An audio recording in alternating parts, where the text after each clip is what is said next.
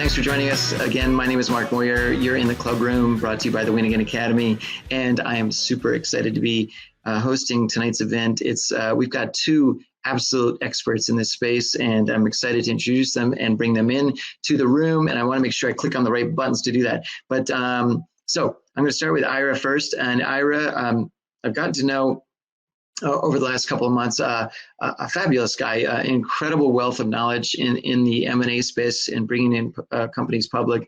Also a humongous sports fan, and smart for him. He's a Rangers fan, which I truly appreciate. But he's originally from Long Island, New York, but somehow drifted out west and attended UCLA and graduated. And he's been doing M&A advisory, and he did that really going back into the 90s in the wireless technology space, and did some impressive work. He was then the chairman and CEO of Ocean Avenue Advisors for I think about 8 years, but then about 13 years ago started his own firm, Zone Capital Partners, and just a fabulous guy. So let's bring Ira in, and he's going to tell us more about himself in a minute. So Ira, come on, join us. And now Bob Malandro. Bob and I have known each other probably over 20 years, I think. Bob is, and he'll probably, he remembers distinctly the day we met because it's something that's indelible in his memory. I'm joking. I don't think Bob remembers that. But he's also from Long Island. He's unfortunately an Islanders fan, but he graduated from Penn State University. He spent a big chunk of his early part of his career in financial services. But basically over the last 13, 14 years, he's been involved in advising on sports ownership. And then back in 2016, he founded Whitecap Sports Group. He's based in Tampa because he hates the cold, smart guy. But his company advises both major and minor league teams and leagues and international soccer and dabbling in esports. So fantastic guy, super duper smart, I think. And he's had mixed results in our football pool, but I'll leave it at that. But Bob, why don't you come join us?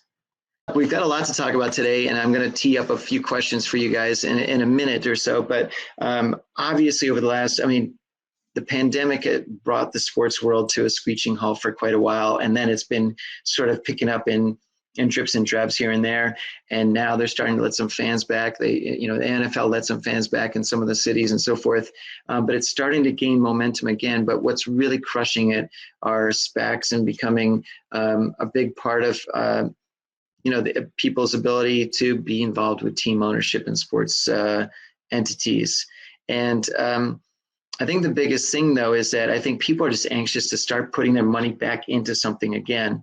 But let me first real quickly start with you, Ira, if you could. Tell me a little bit about what is because I said SPAC, and I don't know how many people really know what that means. But if you could give me maybe just a 30-second description of what a SPAC is and how it's being used to, fund people's abilities to buy things. So back in the last boom market, which this one certainly is, which would be the 90s, they had a thing called a way of going public called a reverse merger, where you merge a company into a blank check company, but it had to have a small business in there, or the SEC wouldn't let you take it public. Okay. We were lucky enough to get involved with a company called Amedisys there, which was the first in-home healthcare company. And that company today is an $8 billion company. My point is, you're only as good as management for all of these companies. A SPAC is a special purpose acquisition corporation. It's another form of a reverse merger. It's a blank check where you have a corporation where you have 2 years to identify a target. Essentially, it's a unit deal, which means a $10 price for the stock, a $10 warrant. And the downside risk is that you might not like the target that they choose. Should that happen, then you have the right to get your money back as it's held in treasury and keep the warrant. The problem with SPACs is they have been well overdone. So anytime, just like sports, anytime you're up at the plate umpteen times, your average starts to go down to the Mendoza line. And that's the problem with what's happened with in the marketplace and perception. It so happens that the best SPAC has been in the sports arena, and that's DraftKings. DraftKings is a $26 billion company. There just hasn't been enough DraftKings to satiate the SEC. And so what you're going to see happen, Mark, is there's a promote in those SPACs of 20%. And that's going to be probably taken away shortly. Bill Ackman, who is probably one of the wealthiest managers on the street, is doing it without any promote at all. And so you're betting on management, and that's the bottom line. And it's just interesting that the most successful one has been a sports merger in DraftKings. So Bob, tell me, I've seen that a fair amount of more higher profile athletes are starting to get involved with this sort of thing, but also get involved in team ownership itself. What do you think what is the draw to? I mean, look, a big one was Derek Jeter and getting involved with the Marlins, but also there's a fair amount of athletes that have jumped into the WNBA and some of the other leagues. What is the big draw to them, do you think? Well, I think, obviously they can all have different motivations. So you can't necessarily say one size fits all, but there probably is some commonality across the board. You see a lot of athletes early in their careers that come out and make that proclamation. One day I want to own a Major League Baseball team or an NBA team. And I'm pretty sure Derek Jeter had said that probably mid-career. I think I've heard LeBron James, say that, in the media. And, I think to a large degree, it's a couple of things. One is it's something they're familiar with, right? So as these guys attain, significant wealth and they get approached with all these opportunities, these business and investment opportunities, which they certainly do partake in. And if they're smart, they diversify. And I'm sure most of them do these days. But sports is still the one thing, the devil so to speak. And then let's face it, when you're talking about, I want to use the phrase alpha males, but, in a lot of cases with these high, echelon athletes, they are very competitive, both on the court, on the field, and in business. And, sports teams are that holy grail. That is the one thing that your neighbor just can't go by and match you or one up you. These are very scarce opportunities. And I think to some degree with some individuals, that could be part of their mindset as well, is I want something that nobody else has. I want a unique asset, and it happens to be something that's in a field or an industry that I understand well. I think a lot of people think they can run a basketball team maybe better than, maybe as good as they played basketball, and that's not always the case, of course. But to answer your question, I think those are some of the factors that go into it. Well, that's interesting because I think that when you find, look, between Jeter, but then there's also, I think that, and let me take a step back, because I think that also now many other people are starting to find that they can get involved with a few of the different franchises, especially if they're doing incremental stuff, right? Especially, but let me ask actually this question to Ira first. With a SPAC, is there a sort of typically a minimum, there's going to be a minimum amount that someone can put in, right? Yeah, I mean, there's a bifurcation in the market. If you're really not doing $1 billion deal, it's not worth doing. In that now, there's so many that are crossing the tape at $1 billion. So last year, there were 247 SPACs done. 83 billion went into that market. This year through February, 50 billion went in. So what that tells me is there'll be a lot of fallen angels because the market doesn't have enough good targets. That's what I was talking about. It's so diluted at this point. And that's why I'm nervous about the overall market.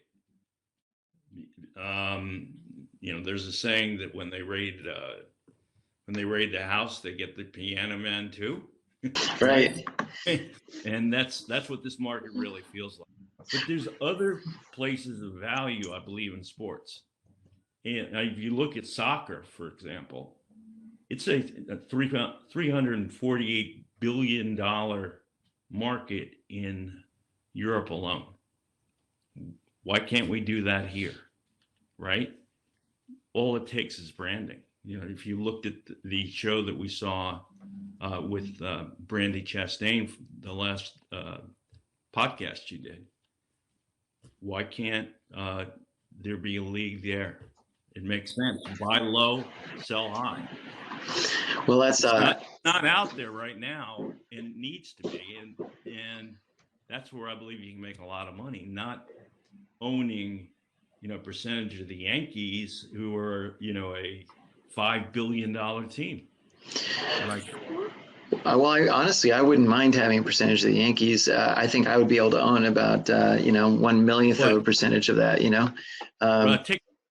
You could buy tickets, and you and I could go. That's a good point. That's just feeding the Yankee ownership pretty well. But Bob, speak on that actually, because I know you've got some thoughts on the concept of whether it's incremental ownership or just being one of those people that can buy a piece of a team.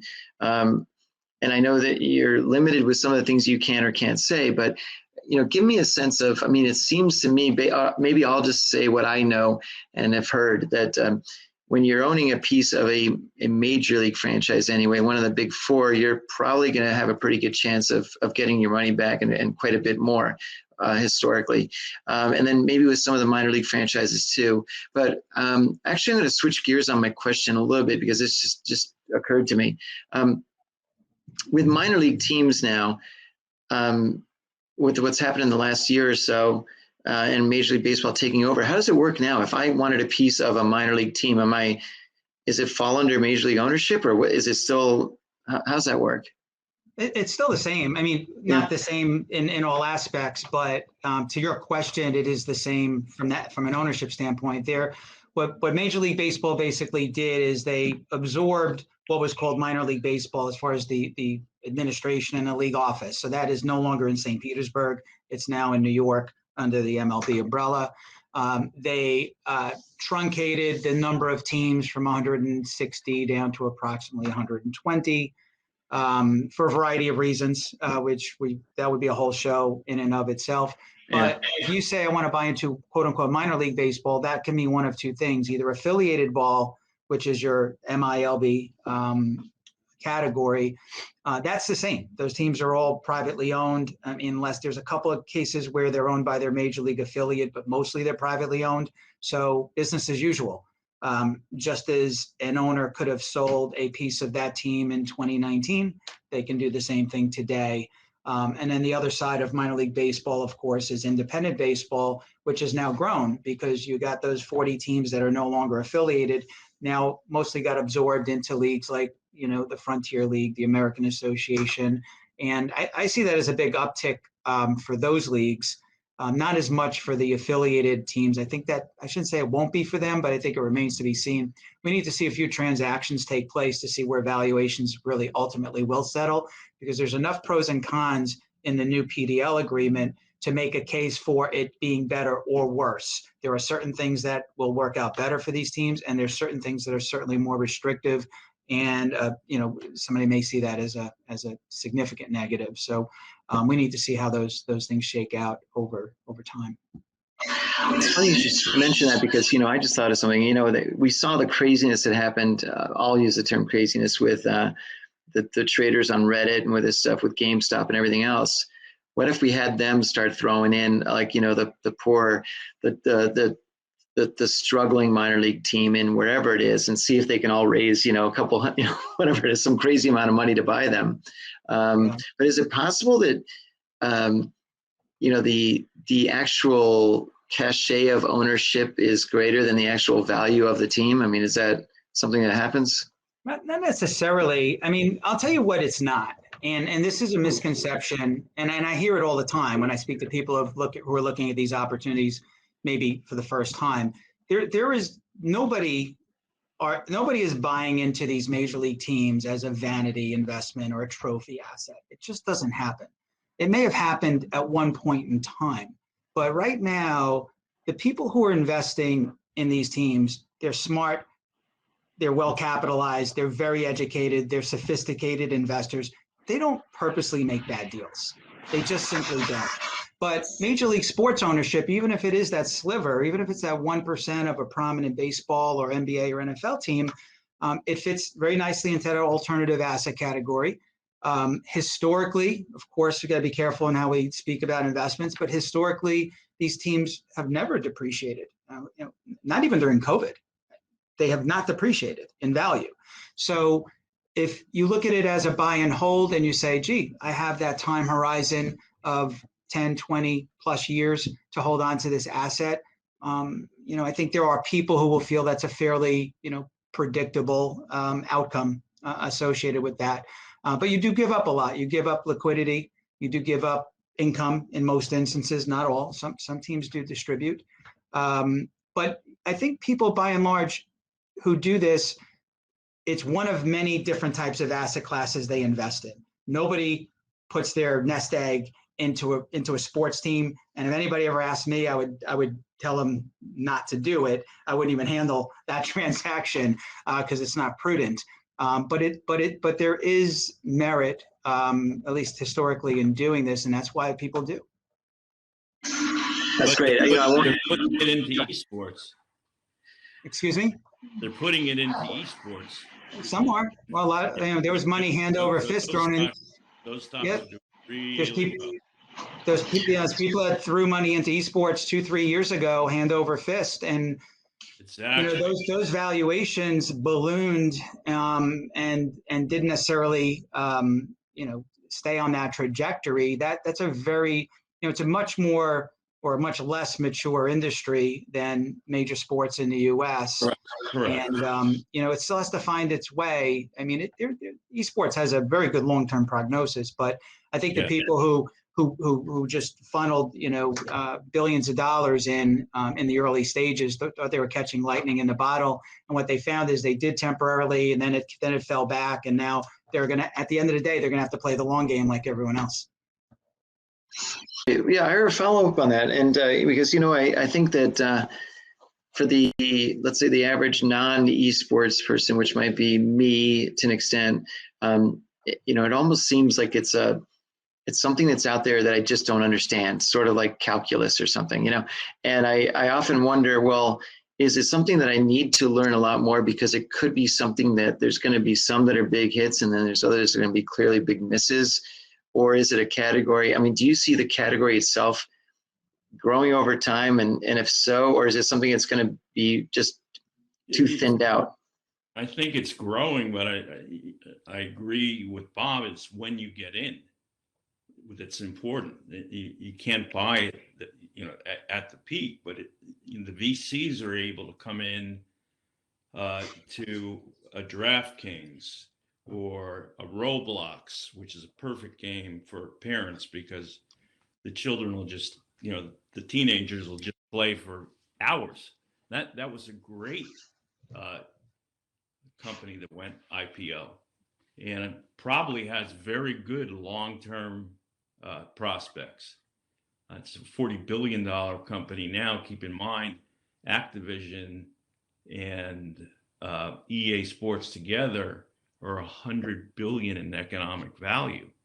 So if that's what's going on, the VCs, I know from talking to colleagues in Tel Aviv, they can't make gaming companies fast enough.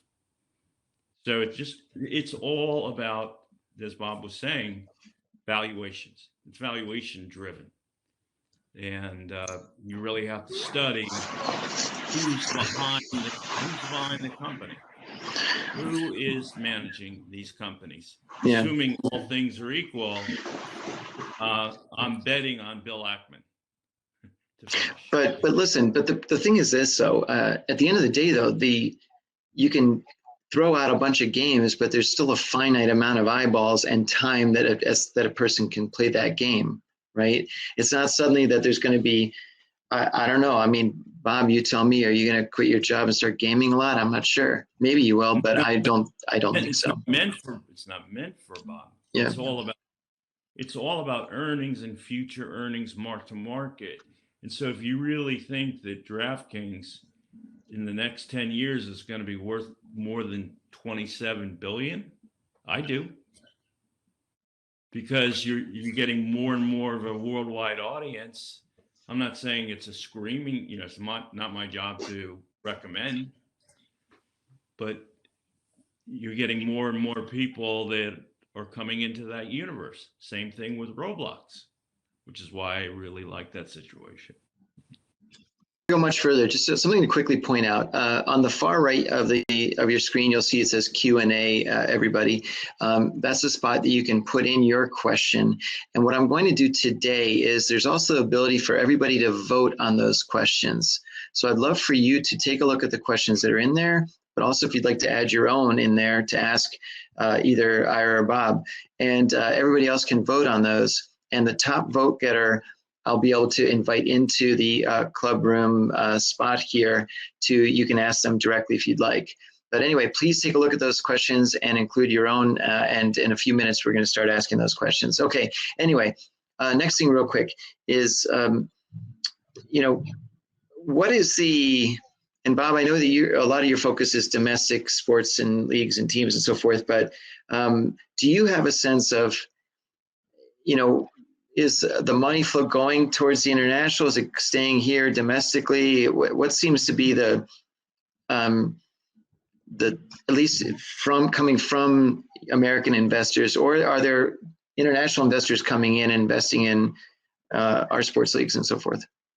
Well, I think when you compare the two, they're just very different. What's appealing about, let's just say European soccer, football, for example, is, the business model there is very successful. And why is it? Why are they're very profitable typically. I mean, a lot of them took a big hit, with COVID, but historically, they're much more profitable.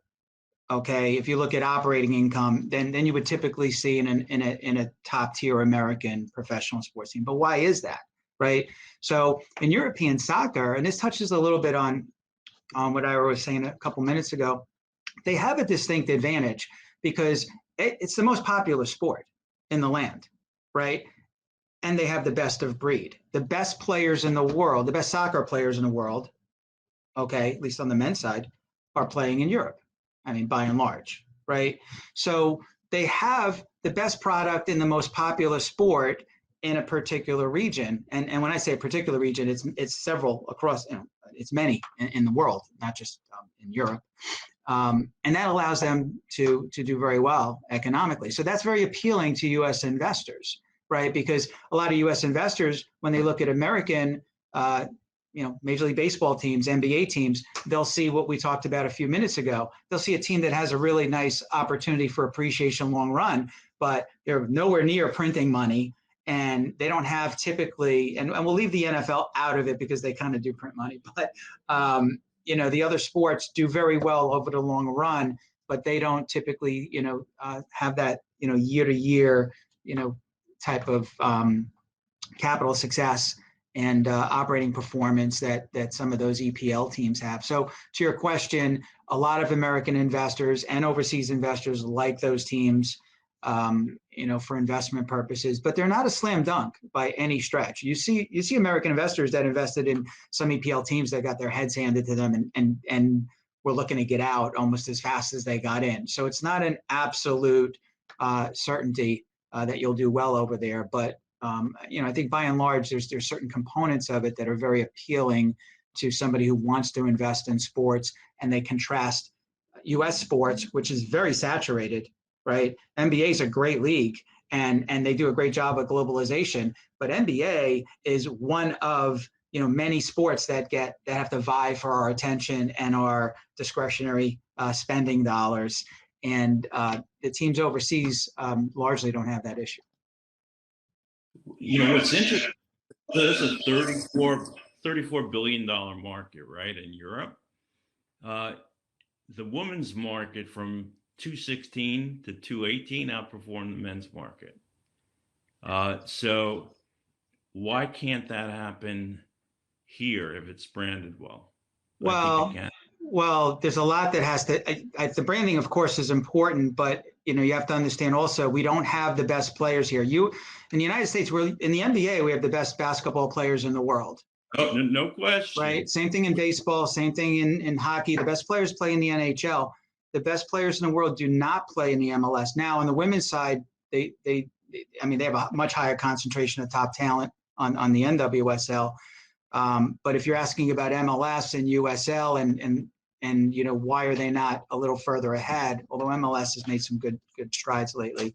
They have to get the best players, or at least get more of the best players, which in turn will translate into better media rights, which in turn will keep that ball moving.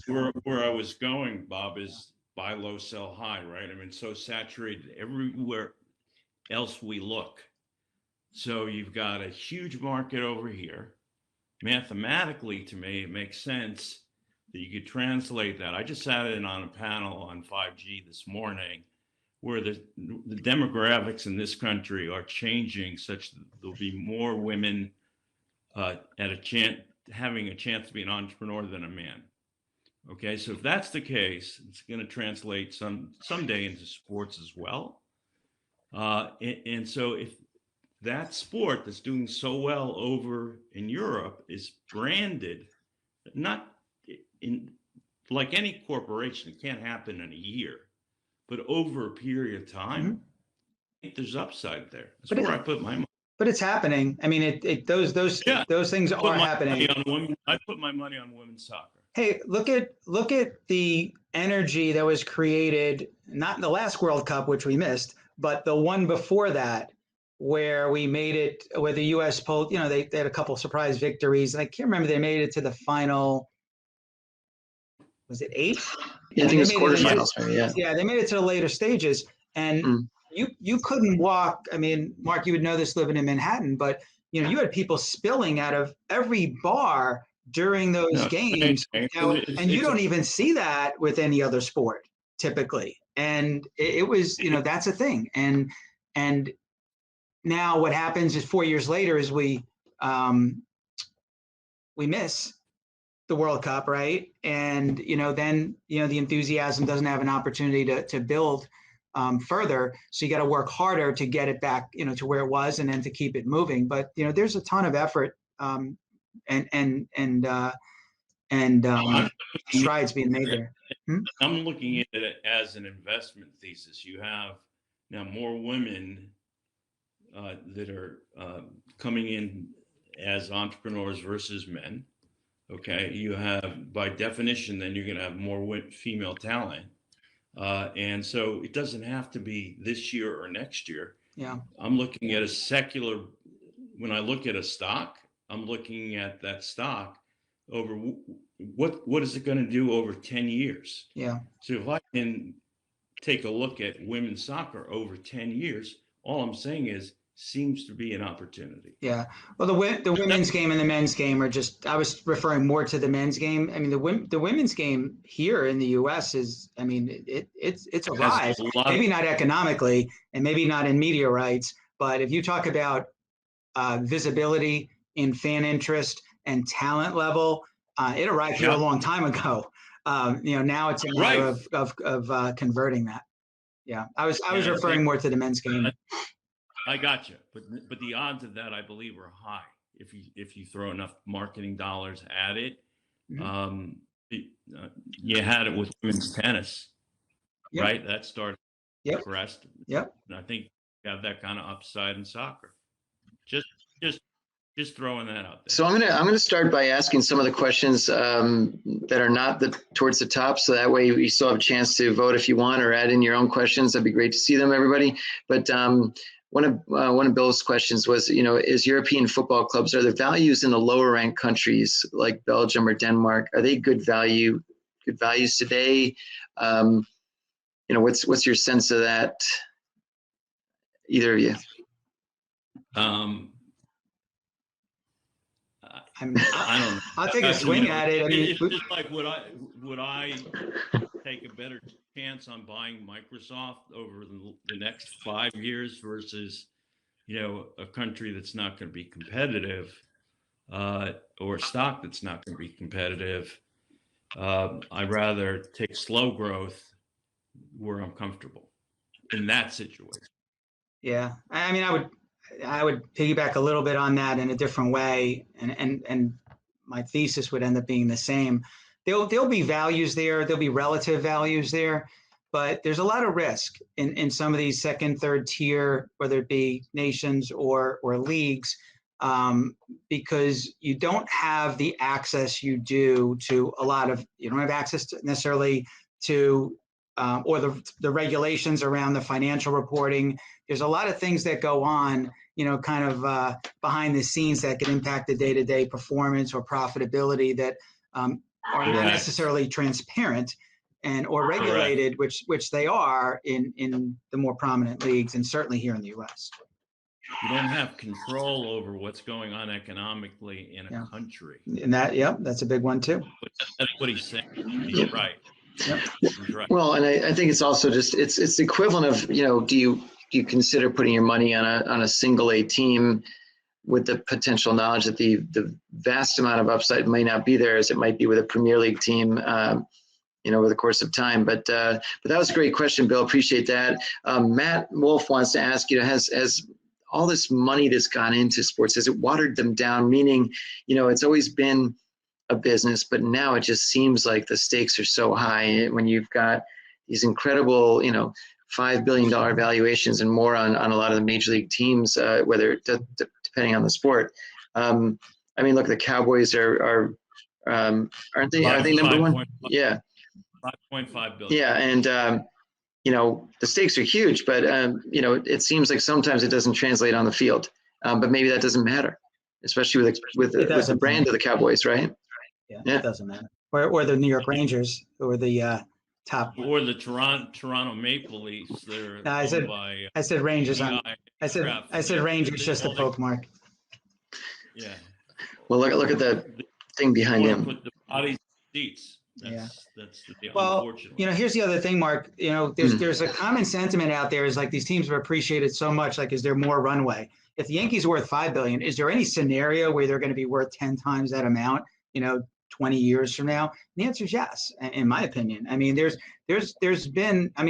certainly schools of thought on both sides of that. But when you look at, and I think it was Ted Leonsis was on a broadcast a month or two ago, and he had brought that up, that same question. And he said, when you look at the reach that these teams have, the number of ways that they can connect to consumers and activate and tap into revenue streams, and you compare it to other companies that trade at much larger valuations, he would make the case, and I would agree with it, that there is a ton of white space on the valuation side. Now, will you necessarily multiply certain components of your business times 10 or 20? Probably not. There'll be slower growth in some areas, but there are revenue streams that are completely untapped today that we all know will be enormous, such as sports betting. And, there's things that these teams and leagues have never had an opportunity to participate in economically, legally. And, there's going to be, whether it be via partnerships or, direct, just like the European football model where they have kiosks in the stadiums where people actually bet, at the games. And that's already happening and will continue to happen. And I think those revenue streams will absolutely, be much more significant than are even being projected, because they'll get more sophisticated and people will find more ways to engage the fan or the consumer and keep their interest. And guess what happens when that occurs is that bolsters media rights going forward as well, which has always been a driver of franchise value. So it really feeds into each other. Right. So if the Yankees are 5 billion, and the Dodgers are sitting there at a lowly 3.5 billion. There's room for growth. We had 4 cable deals out here. They're finally coming into place that should narrow that spread. But that's a great. Well, you know what you mentioned, Bob. You mentioned that's great. Bob, you mentioned a second ago untapped revenue streams, and that really falls into Parth's question, where he says, "Is there any chance that team ownership can go public via ICOs or NFTs, especially?" I mean, that's been the new thing, right? He says that Chili's is a Malta-based startup, and they seem to be flirting with that direction already. NFTs is something that, I don't know. What's your feeling on some of that? Well, on teams going public, or the NFT market, or the are you talking about them as the same overlapping question? I mean, I guess the team ownership. So, for example, if I guess maybe a AA team or something, or I suppose even part of the Green Bay Packers or a public team, can it go public via those other things? I mean, I don't know. Right now, they can't right now, between, there's obviously a million securities regulations that would have to be, addressed. But, the other thing is the leagues themselves and the teams themselves. Does it really behoove them to do that? Like, whose benefits if that happens? Well, yes, somebody might, an individual from their couch might be able to hit a couple buttons on their phone and buy a share of a team, but who really benefits from that? Like, what's the big picture there? I think one thing we've learned is that if the leagues and teams think that it's something that will be, a positive economic impact, they certainly will explore it. But then you have to weigh some of these other factors and say, you can't, unring that bell. Once teams move into that territory, you can't, like 5 years later, I mean, you probably could, but it would be 10 times harder to go the other direction. But you can't just wake up one day and say, you know what, we missed on that. Let's go back to the old way. And it's just not going to happen. So I think teams will be very slow and mostly reticent to do that anytime soon. And they're not going to be bought by SPACs either.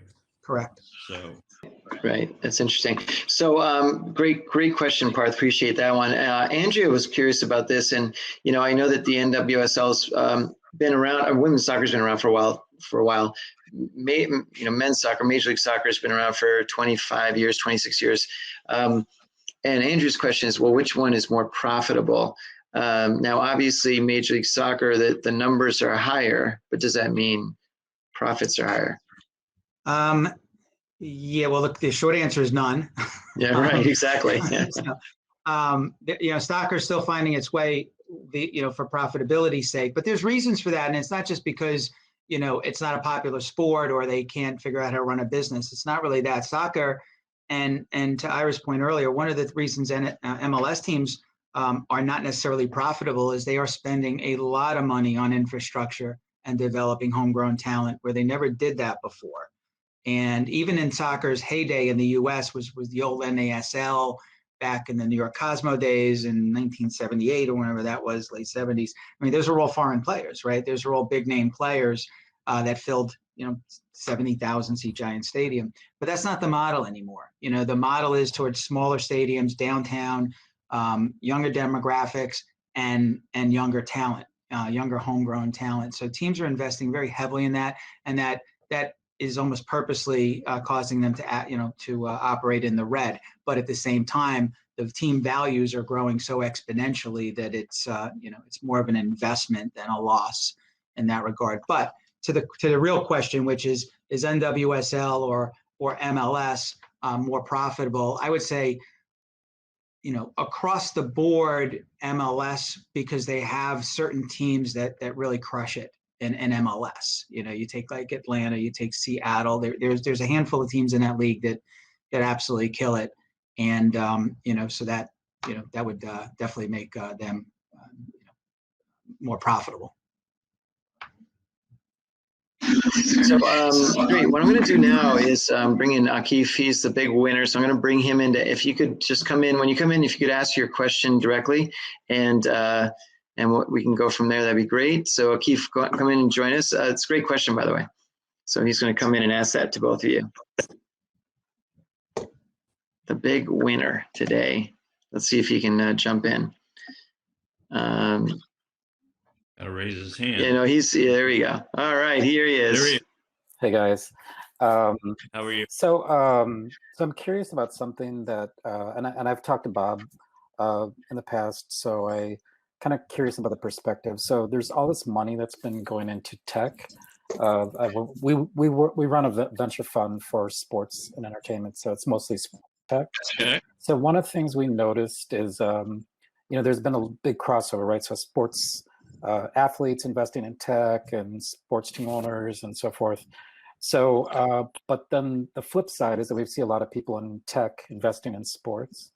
So I guess with all these different new opportunities, whether it's franchises in esports or women's soccer and all these things. So I'm kind of curious, are we really drawing lots more new investors and new investment, or is just everything getting kind of like spread across these things? I mean, because like on the tech side, we see, all these things that have already been mentioned, like sports betting and NFTs and blockchain. Like there's this, you've got traditional tech investors pouring into those type of things. But for sports, I mean, are we actually seeing the pie growing or just dividing?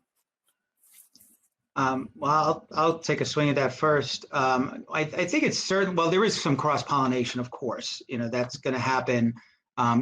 There's a high percentage of people that own sports assets that own more than one, right? And they continue to add to their portfolio in that regard. So I think, and that's actually a big, good testament to the performance of those assets. However, there are continually new investors coming into this space, just as there's continually, new millionaires and billionaires being minted, through technology and other successful, companies and industries. So, from our perspective, and that's one of the things we do, is we're always on the lookout, not for the people we know, although we like to obviously stay in contact with everybody, but we're always looking for those new people. We're always looking for the people that we've never spoken to before, and maybe are kind of off the radar and maybe not getting approached because they're not in that, fairly small contained circle of known sports investors. And our conversations are incredibly productive when we find people who kind of logically fit that scenario. So what do you think on it, Ira? Athletes are much better invested than before. Obviously, they're making a lot more money, and so they're going to be apt to invest in areas that they're comfortable in. And so owning a percentage of a sports team, look what Magic did with the Dodgers. He syndicated a whole deal. So I think it's where you have a comfort level. Akif, I really appreciate your question. Thanks so much. Yep, thanks. Appreciate it. All right, yeah. So gentlemen, I'm going to wrap things up now. I'm just going to have one last quick question, and then we're going to go back to be able to have some conversations with some of the folks that I'm sure want to say hello to you and so forth.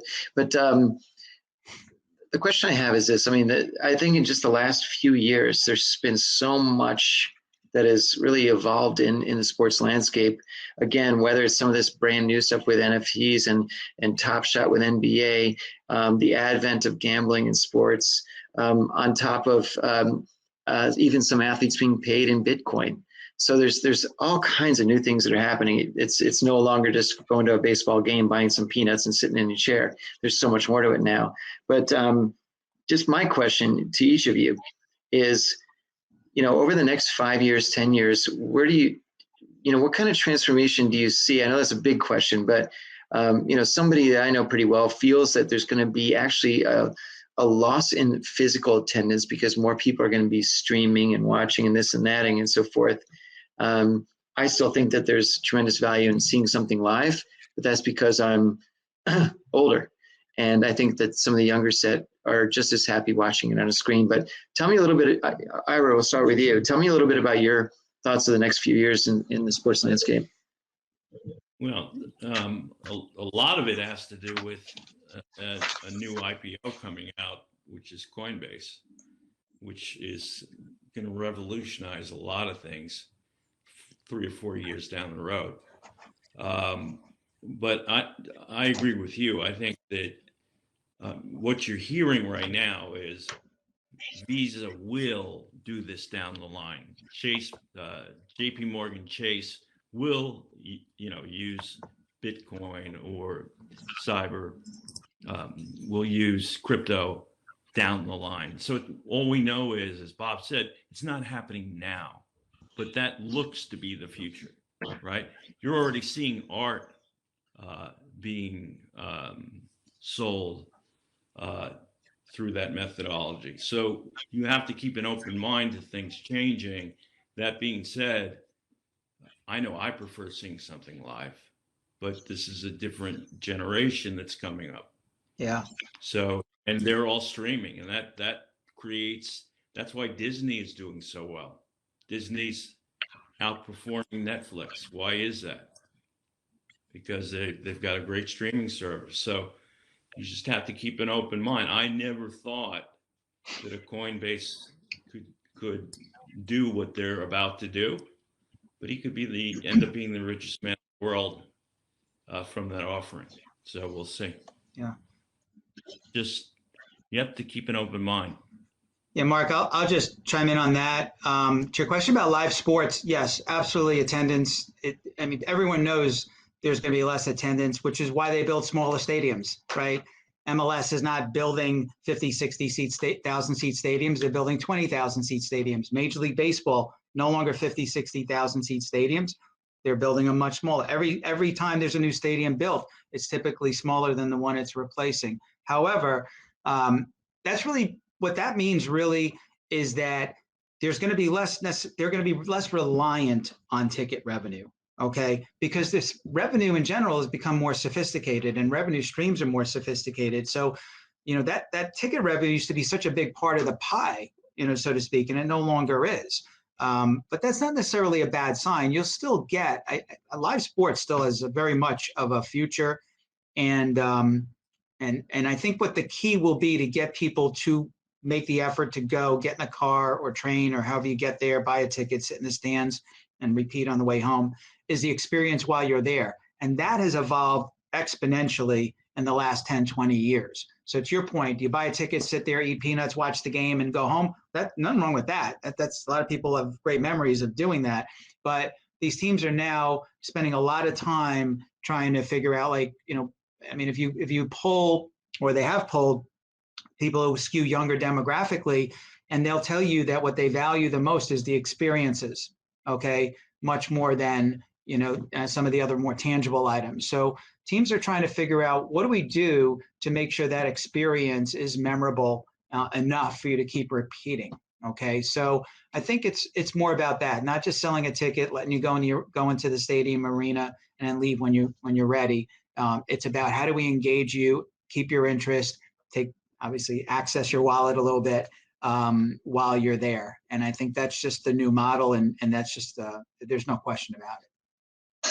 That's a great point. And one thing to throw at you real quick is that, one of the things that I think will make it more interesting experience for the younger generation is the ability to have separate sort of feeds and interaction while they're at the game, but they may be then watching, I don't know, maybe a feed from someone's helmet cam or live stats or live gambling stuff. So, I guess the younger generation needs to be fully engaged in a variety of ways to experience it. And it's no longer, as we just said, sitting down and having a beer and watching the game completely. But listen, you guys have both been absolutely fantastic. We could probably speak for the next 8 hours. But thanks so much for being in the club room. I really appreciate it. Both of you are incredible in terms of the encyclopedia that you've got going on. Just a quick reminder before we go back to the tables. Next Tuesday is the Major League Baseball event with several former players talking about the future of the game and much more. So please, registration info is in the chat box, so please join us for that. Secondly, also, once again, if you want to see other high quality events like today's, please consider joining the Academy, and we'd love to have you on board for all the events and much more. So with all that said, gentlemen, thank you very much. I appreciate your time, and we're going to go bounce back. Thank you. Thank you, Mark. Thanks, My Mark. pleasure. Thanks for being part of the Clubroom event today. It's been great having you on board. Check out all the resources available to the Win Again Academy. Go to the website, markmoyer.com, and you'll see all the previous events, podcast episodes, articles, and so much more. Check it out. And look, if you're an athlete, if you're an entrepreneur and a founder, or an executive looking to elevate your game and really take your business and your career to a whole new level, consider becoming a Win Again Academy member. We'd love to have you on board because you get access 24/7 to an incredible Slack community of other members where you can really elevate your network and meet some really impressive people. You'll also get a personalized copy of my book, Win Again, the job search handbook for athletes and non-athletes looking to really transform their life and their career. You'll also get seamless entry into the Clubroom events. And these events are absolutely amazing. Table-to-table networking, conversations with everybody at your own pace. It really is fun, but also incredibly great for your network. You got to check those out. You'll also get discounts to future VIP events that we've got lined up. So consider joining, be a part of this community, be a part of that Slack channel. Come to these events. You'll meet some amazing people. Go to markmoyer.com/join-today and take advantage of all the things that you have to offer for an incredibly, incredibly great price. Check it out. We'd love to see you there, and see you in the Clubroom soon. Thanks.